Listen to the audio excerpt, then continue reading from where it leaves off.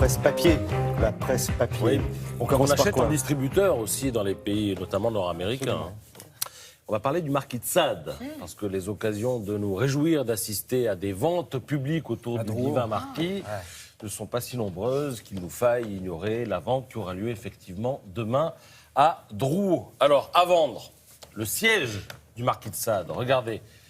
Ce siège est important, d'abord parce qu'il s'est assis dessus, mais aussi parce qu'il l'a suivi jusqu'en prison, où je rappelle que le marquis de Sade a passé quand même 27 ans de sa vie. Il est, on le devine un peu, recouvert d'une tapisserie biblique intitulée Suzanne et les vieillards. Je vous fais l'histoire très courte.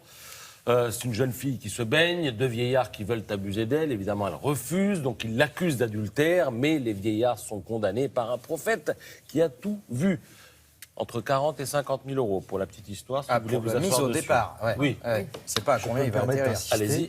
Mélanie Griffon en a parlé samedi dernier. Mais elle a bien fait. J'ai vendu. Elle a bien Donc fait. voilà, on a traité le sujet. Alors il y aura aussi Sur Plus, vous avez le reportage. le reportage de Mélanie. Ouais. Vous avez également aussi des pièces de théâtre qui sont vendues, notamment cet ensemble de 3 pièces. Alors, ce sont des manuscrits qui sont annotés, qui sont raturés, qui ont été complétés de la main même de Sade. Ce ne sont pas forcément des pièces sulfureuses, loin de là, parce que derrière tout ça, il y a aussi une famille et des héritiers. Il faut savoir que ceux qui mettent aujourd'hui en vente ces objets sont les héritiers du marquis de Sade, et ils disent ce sont nos parents qui déjà ont essayé de réhabiliter un peu le marquis, parce que il avait été effacé de l'arbre généalogique de la famille. Enfin, pendant des générations, les Sades sont cachés, quoi. Puis ils ont fait comme si le marquis n'existait pas. Il y aura donc une centaine de lots, et notamment le moulage d'un crâne de Sade. Pourquoi ? Parce qu'il a été étudié par les scientifiques qui étaient en quête d'explications sur tant de débauches. Le crâne un peu tourmenté. Voilà, donc une vente rare, puisqu'à sa mort aussi en 1814, eh bien, tous les écrits licencieux de Sade ont été détruits. Tout a été mis dans 2 caisses fermées par un cordon rouge et muré derrière la bibliothèque du château familial qui se trouve à Condé-en-Brie. Tout ça est raconté ce matin dans Le Parisien et dans Le Figaro. Le Figaro qui nous parle également d'Astérix. Il y aura un 5e long métrage, en tout cas un accord est sur le point d'être signé. Le problème, c'est qu'il faut trouver un réalisateur.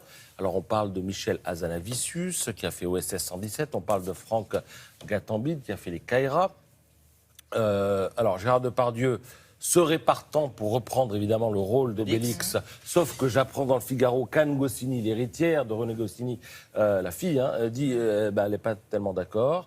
On parle de Kev Adams, mais pas pour le rôle d'Astérix. Ce serait plutôt un second rôle. Il y aura au générique plusieurs youtubeurs, parce qu'ils sont peut-être pas forcément connus du grand public, mais ce sont les idoles des jeunes. Donc ça va attirer du monde en salle. Jamel Debbouze ne jouera pas Astérix, en tout cas pas le rôle d'Astérix. Il y a une sorte de veto d'Albert Uderzo, parce qu'il considère que son handicap au bras est incompatible avec le personnage, évidemment, de la bande dessinée.